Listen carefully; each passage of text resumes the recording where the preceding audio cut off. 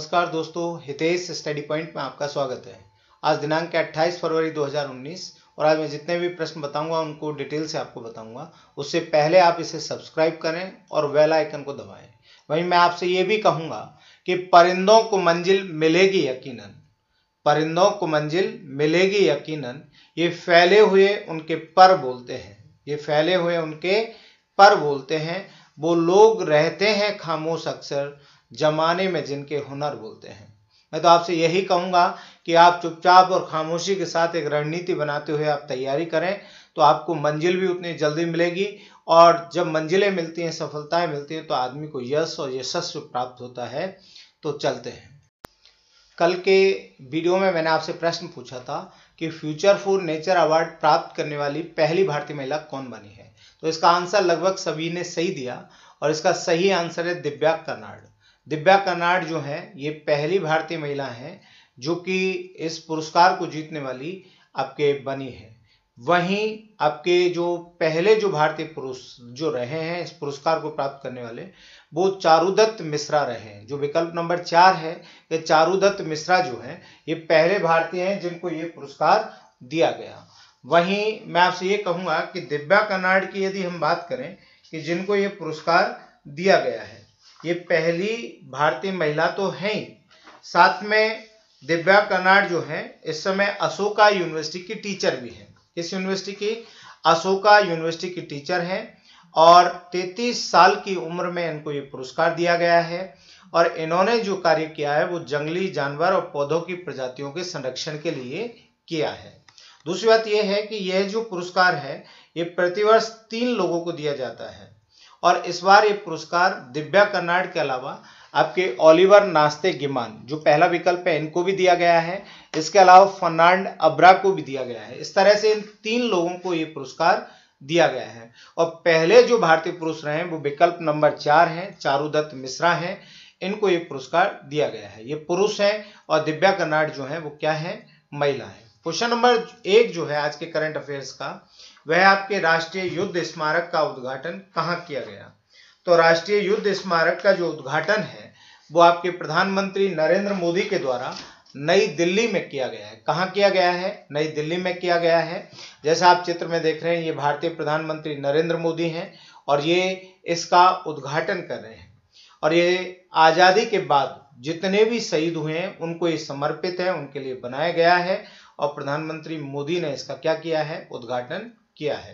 Question number 2 जो है वह आपके थाईलैंड में कौन सा बड़ा सैन्य युद्धाभ्यास आयोजित किया गया है। तो थाईलैंड में हाल ही में जो है आपके बहुत बड़ा जो युद्ध अभ्यास आयोजित किया गया है उसका नाम है कोबरा गोल्ड है। क्या नाम है? Cobra gold. जैसा आप देख पा रहे हैं विकल्प नंबर 4 वो सही है। अब बात आती है थाईलैंड की। तो थाईलैंड की जो राजधानी है वो है आपके बैंकॉक। क्या राजधानी है? बैंकॉक जो है थाईलैंड की राजधानी है, जैसा आप देख पा रहे हैं। और ये बैंकॉक जो है ये चाओ प्राओ नदी के तट पर है। ये आपको ध्यान में रखना है कि बैंकॉक किस नदी के तट पर है? चाओ प्राओ। वहीं आपके थाईलैंड की जो प्रमुख नदी है उसका नाम है मेकांग और मेकांग को थाईलैंड की जीवन रेखा कहते हैं। क्या कहते हैं? जीवन रेखा कहते हैं। दूसरी बात यह है कि थाईलैंड की बात आई है तो थाईलैंड की राजधानी बैंकॉक है। थाईलैंड की मुद्रा जो है वो थाई बाहत है। वहीं थाईलैंड के प्रधानमंत्री जो हैं वो प्रयुत चान ओचा हैं और वहीं थाईलैंड जो है ये रबड़ उत्पादन के लिए दुनिया में प्रसिद्ध है। क्वेश्चन नंबर 3 जो है वह आपके मनप्रीत सिंह कौन है। जैसा आप चित्र में देख पा रहे हैं ये मनप्रीत सिंह है और इनके हाथ में हॉकी स्टिक्स है। तो मनप्रीत सिंह इसी से अंदाज लगता है कि एक खिलाड़ी है। कौन है? खिलाड़ी। और ये वर्तमान में भारतीय हॉकी टीम के कप्तान भी है। दूसरी बात यह है कि मनप्रीत सिंह को अभी एशियन हॉकी फेडरेशन के द्वारा प्लेयर ऑफ द ईयर का पुरस्कार दिया गया है। किसका पुरस्कार दिया गया है? प्लेयर ऑफ द ईयर का पुरस्कार। और ये किसने दिया है? एशियन हॉकी फेडरेशन ने।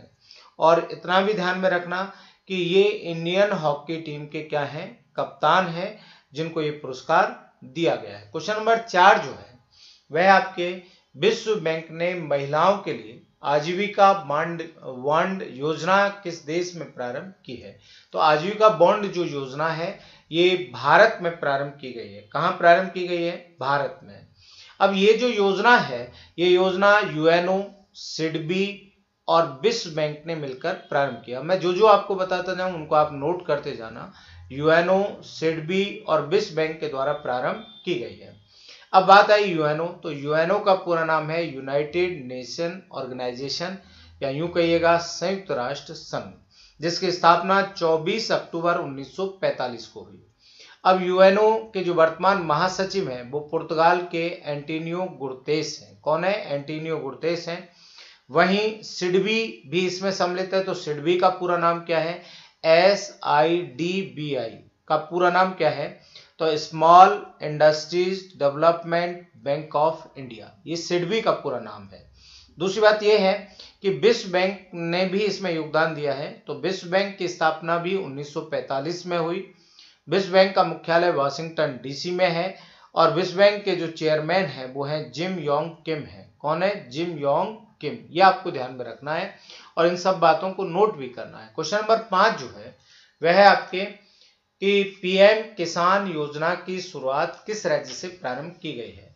तो पीएम किसान योजना की जो शुरुआत है वो आपके उत्तर प्रदेश से की गई है। कहां से की गई है? उत्तर प्रदेश से।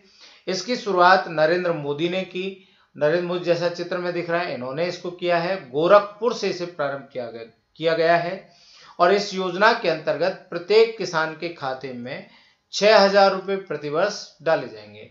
तो उसके प्रथम चरण में 1 करोड़ रुपए 2-2 हजार प्रत्येक किसान के खाते में डाले गए हैं। क्वेश्चन नंबर 6 जो है वह है आपके कांस इंटरनेशनल ओपन ट्रॉफी किसने जीती है? तो कांस इंटरनेशनल ओपन ट्रॉफी जो है ये आपके अभिजीत गुप्ता के द्वारा जीती गई है। और अभिजीत गुप्ता जैसा आप चित्र में देख पा रहे हैं, अभिजीत गुप्ता हैं और ये भारत के शतरंज के बड़े खिलाड़ी हैं। इनसे पूर्व भारत के शतरंज के बड़े खिलाड़ी विश्वनाथन आनंद रहे हैं, जो पहला विकल्प है, ये रहे हैं। और अभिजीत गुप्ता जो है इन्होंने इटली के पियर लुइग बेसो को हराया। जैसे विकल्प नंबर 2 दिया हुआ है पियर लुइग बेसो, इनको इन्होंने हराया है और इस ट्रॉफी को इसने जीता है। वैसे तो ये इस फाइनल में ड्रॉ पर रहे थे, लेकिन ज्यादा मैच जीतने के कारण इनको विनर घोषित किया गया है। क्वेश्चन नंबर 6 जो है वह है आपके क्वेश्चन नंबर 7 सॉरी वह है आपके FMSCI वार्षिक पुरस्कार समारोह में लाइफ टाइम अचीवमेंट पुरस्कार किसने जीता है? तो FMSCI वार्षिक समारोह में लाइफ टाइम अचीवमेंट जो पुरस्कार है वो GR कार्तिकेयन ने जीता है। किसने जीता है? GR कार्तिकेयन। जैसे आप चित्र में देख पा रहे हैं ये GR कार्तिकेयन है और ये भारत के फार्मूला 1 रेसर, पहले फार्मूला 1 रेसर नारायण कार्तिकेयन के पिता है। जैसा ये दिख रहे हैं नारायण कार्तिकेयन है, उनके पिता हैं और इन्होंने यह पुरस्कार जीता है। अब बात आती है FMSCI की। तो FMSCI का पूरा नाम है federation of motor sports clubs of India. Federation of Motors sports clubs of India, ये FMSCI का पूरा नाम है। ये लिख लेना, नहीं तो आप भूल जाओगे। Federation of Motors sports clubs of India. इसकी स्थापना 1971 में की गई। कब की गई स्थापना? 1971 में। और 1956 अधिनियम के तहत की गई और 1956 अधिनियम की धारा 25 के अंतर्गत इसकी स्थापना की गई, इसे पंजीकृत किया गया। ये एक प्राइवेट लिमिटेड है और वहीं ये जो है FIA के द्वारा ये पुरस्कार इनको दिया गया है। और FIA जो है वो उसके प्रेसिडेंट वर्तमान में जीन टॉड है। ये लिख लेना आप कि उसके चेयरमैन कौन है? जीन टॉड है। और FIA का पूरा नाम होता है federation of international association of the Motors sports club, ये इसका पूरा नाम होता है, उसके द्वारा इसे किया गया है। क्वेश्चन नंबर 8 जो है वह आपके देश का चौथा व्हाइट सीमेंट प्लांट कहाँ स्थापित किया गया है? तो देश का चौथा जो व्हाइट सीमेंट प्लांट है वो हिमाचल प्रदेश में स्थापित किया गया है और ये राइजिंग हिमाचल कार्यक्रम के अंतर्गत उसके अंतर्गत इसे स्थापित किया गया है। और राइजिंग हिमाचल कार्यक्रम जो है हिमाचल प्रदेश के धर्मशाला में आयोजित किया जा रहा है। कहाँ आयोजित किया जा रहा है? धर्मशाला में। अब ये जो आपके चौथा जो प्लांट है ये स्थापित किया गया है फैगमिल के द्वारा। किसके द्वारा? फैगमिल। और फैगमिल का पूरा नाम है FCI Aravali gypsum and mineral India limited. ये एक बहुत बड़ी कंपनी है जो एडका और सीमेंट के उत्पादन से संबंधित खबरों को प्रकाशित करती है और उनको बढ़ावा देती है। और ये भारत का मिनी रत्न है, द्वितीय मिनी रत्न में ये सम्मिलित होता है। मिनी रत्न भी 2 होते हैं, मिनी रत्न 1, मिनी रत्न 2, उसमें इस कंपनी को रखा गया है। भारत सरकार का उपक्रम है, इसकी स्थापना 2003 में की गई और जोधपुर में इसका क्या है, मुख्यालय है, और ये केंद्रीय रसायन विभाग मंत्रालय के अंतर्गत आता है। क्वेश्चन नंबर 9 जो है वह आपके मकरान कप किससे संबंधित है? तो मकरान कप जो है ये मुक्केबाजी से संबंधित है। किससे संबंधित है? मुक्केबाजी से या बॉक्सिंग से संबंधित है। और हाल ही में मकरान कप का आयोजन ईरान में चाबहार में किया जा रहा है। ये जैसा आप चित्र में देख पा रहे हैं, ये ईरान है, यहाँ पर चाबहार में इसे आयोजित किया जा रहा है। और चाबहार जो है ये भारत की ओर से विकसित विदेश में पहला बंदरगाह है, वहां इसे आयोजित किया जा रहा है।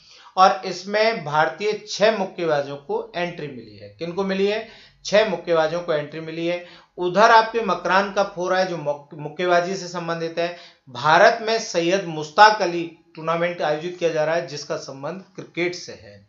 वहीं क्वेश्चन नंबर 10 जो है वह आपके स्किल साथी कॉन्क्लेव का उद्घाटन कहाँ किया गया है? तो स्किल साथी कॉन्क्लेव का उद्घाटन जो है ये आपके भुवनेश्वर में किया गया है। कहाँ किया गया है? भुवनेश्वर में। और इसकी शुरुआत जो है भारत के केंद्रीय पेट्रोलियम मंत्री धर्मेंद्र प्रधान के द्वारा की गई है। किसके द्वारा की गई है? धर्मेंद्र प्रधान। ये चित्र में आप देख रहे हैं धर्मेंद्र प्रधान है जो बीच में खड़े हैं, इनके द्वारा इसे प्रारंभ किया गया है। इसका उद्देश्य क्या है कि सभी साथियों को कौशल करना, उनमें बुद्धि साहस जैसे कौशल को बढ़ाना, कैरियर काउंसलिंग जैसी सुविधाओं का उनमें विकास करना।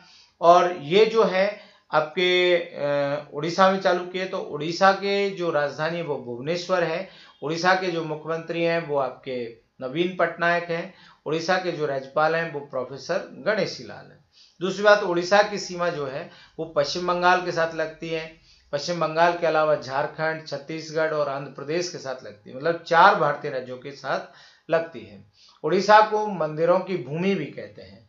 और वहीं उड़ीसा में हाल ही में खुशी योजना, कालिका योजना भी चलाई गई है। क्वेश्चन नंबर जो और बार के वीडियो की तरह इस बार के वीडियो में भी आपसे जो प्रश्न पूछा जा रहा है वह आपके अमेरिकी राष्ट्रपति डोनाल्ड ट्रंप और उत्तर कोरिया के किम जोंग के बीच दूसरी मुलाकात कहां आयोजित की गई है? विकल्प ये चारों आपको दिए गए, इनमें से आपको बताना है। सिंगापुर, वियंतिन, हनोई, बैंकॉक, इनमें से आपको आंसर देना है और ज्यादा से ज्यादा आंसर आपको कमेंट बॉक्स में लिखना है।